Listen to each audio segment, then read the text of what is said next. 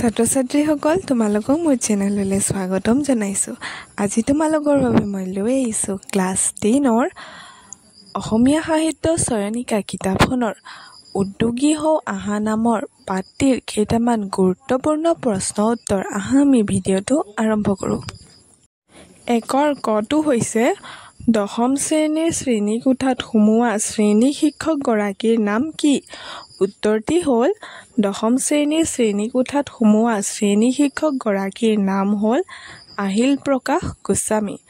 খটো হৈছে শ্ৰেণী শিক্ষকগৰাকীয়ে আলোচনা কৰিবলৈ লোৱা নতুন বিষয়টো কি আছিল?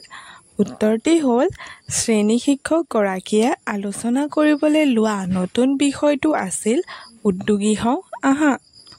গটো হৈছে এজন উদ্যোগী আৰু কৰ্মহীন নিবনুৱাৰ মাজত থকা ক্ষুদ্ৰ ব্যৱধান কি? উত্তৰটি হ'ল এজন উদ্যোগী আৰু কৰ্মহীন নিবনুৱাৰ মাজত থকা ক্ষুদ্ৰ ব্যৱধানটি হ'ল এলাহ।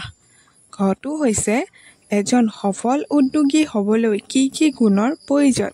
উত্তৰটি হ'ল এজন সফল উদ্যোগী হ'বলৈ মানুহৰ ধৈৰ্য, একাগ্ৰতা, নিয়মানুৱৰ্তিতা, সময়ানুৱৰ্তিতা, আত্মবিশ্বাস আৰু হাৰ নমনা মনোবৃত্ত আদি গুণৰ প্ৰয়োজন।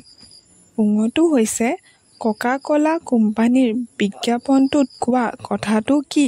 উত্তৰটি হ'ল কোকা-কোলা কোম্পানীৰ বিজ্ঞাপনটোত কোৱা কথাটো হৈছে eat cricket, sleep cricket, dream cricket, drink cricket. প্ৰথম ছটো হৈছে নাৰায়ণ মূৰ্তি কোন? উত্তৰটি হ'ল নাৰায়ণ মূৰ্তি হ'ল ইনফ'চিছ কোম্পানীৰ প্ৰতিষ্ঠাপক আৰু বিশ্বৰ এজন সফল উদ্যোগী। দ্বিতীয় ছটো হৈছে বিজিতে ছাৰক উদ্যোগী সম্পৰ্কে কি কৈছিল? উত্তৰটি হ'ল বিজিতে ছাৰক উদ্যোগী সম্পৰ্কে কৈছিল যে উদ্যোগীসকল হ'ল এনে ব্যক্তি যিয়ে নিজে ব্যৱসায় বা উদ্যোগ আৰম্ভ কৰি কোন বস্তু সেৱা বিক্ৰী কৰি নিজৰ জীৱিকা উলিওৱাৰ লগতে আনকো কৰ্মসংস্থাপন দিবলৈ সক্ষম হয়। টো হৈছে প্ৰথম অৱস্থাত উদ্যোগীয়ে কি কি কৰিবলৈ সাজু থাকিবলৈ লাগিব? উত্তৰটি হ'ল প্ৰথম অৱস্থাত এজন উদ্যোগীয়ে জোতা চিলাই পৰা চণ্ডী পাঠ সকলো কৰিবলৈ সাজু থাকিব লাগিব। টো হৈছে টমাছ আলভা এডিছনে ইলেক্ট্ৰিক বাল্ব তৈয়াৰ কৰাৰ বাৰে বাৰে বিফল হৈ কি কৈছিল?